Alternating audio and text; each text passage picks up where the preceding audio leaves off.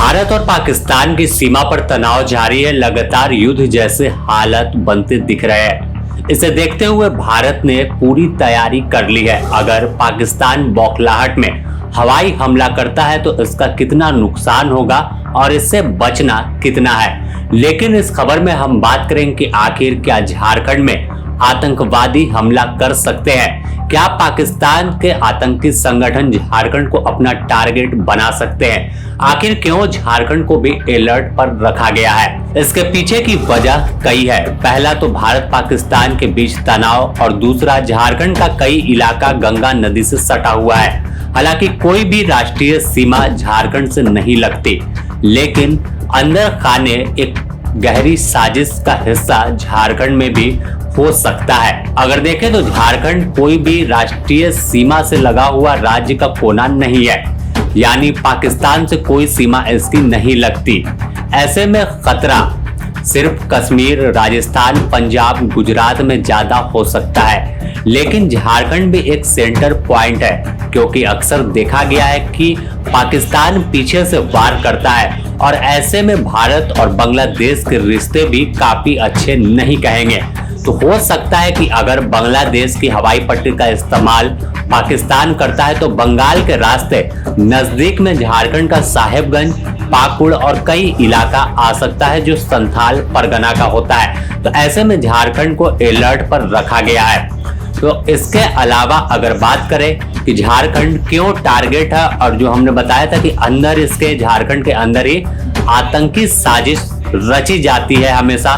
तो ऐसे में देखें तो झारखंड कई तरह से सुर्खियों में रहा है हाल के दिनों में, चाहे जैश ए मोहम्मद की बात कर ले, इंडियन मुजाहिदीन की बात कर ले, अलकायदा इन इंडियन सब कॉन्टिनेंट की बात कर ले या हिजब उत तहरीर की बात कर ले।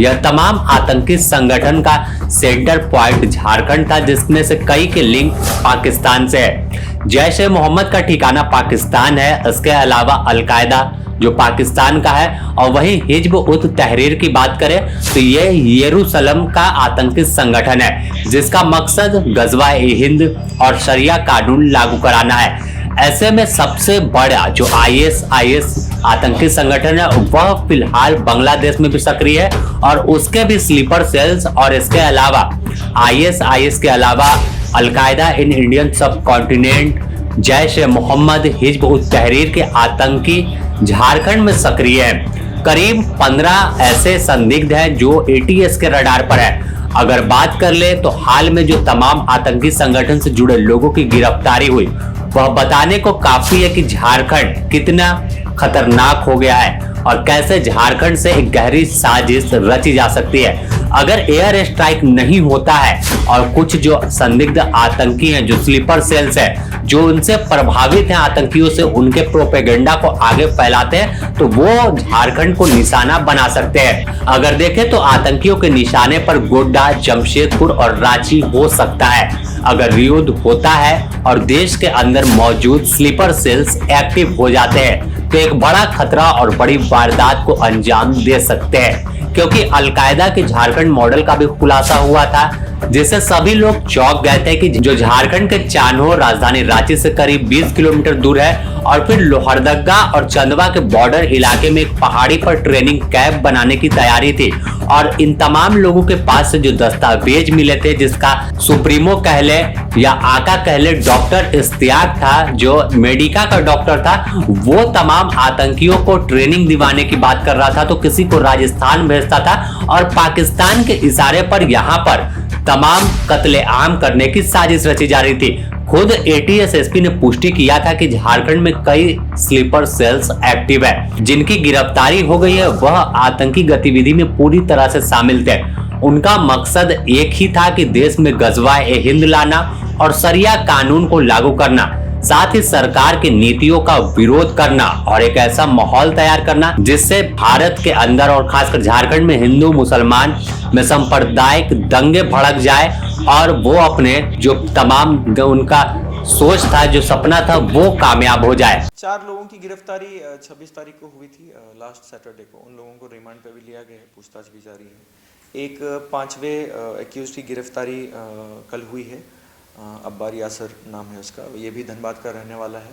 और जो ये लोग हैं जो पहले से जिनकी गिरफ्तारी हुई थी आर्म्स वगैरह के साथ, इसके ही क्लोज ग्रुप का ये भी सदस्य है और ये पहले भी इंडियन मुजाहिदीन से रिलेटेड कुछ केसेस में अभियुक्त रहा है, ये 5वां अभियुक्त। और इसकी गिरफ्तारी हुई है, ये पिछले साल ही जेल से बेल पर बाहर निकला है और इसकी भी संदिग्ध थी जो पिछले साल से इसका बाकी लोगों के साथ जो जुड़ाव था वो भी संदिग्ध था, तो उसमें भी इसकी गिरफ्तारी हुई है 5वें अभियुक्त की। उनके एविडेंस वगैरह को हम देख रहे हैं और उसकी गिरफ्तारी हुई है, उसमें भी क्वेश्चनिंग वगैरह चल रही है उनसे।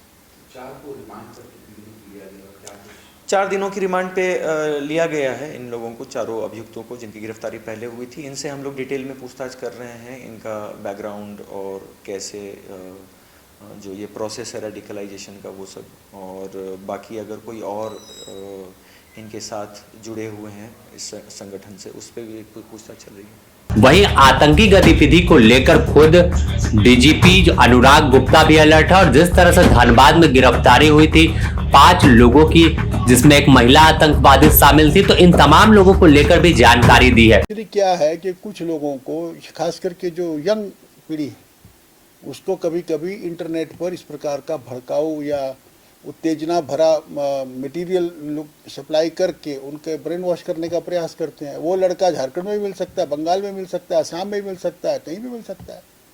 तो हमें इन्फॉर्मेशन मिली धनबाद के बारे में, तो वहाँ पकड़े गए। उनमें से एक आदमी राजस्थान का था, राजस्थान में था वो, भले मूलतः वो झारखंड का था, लेकिन वो पहली बार अरेस्ट केरला में हुआ था।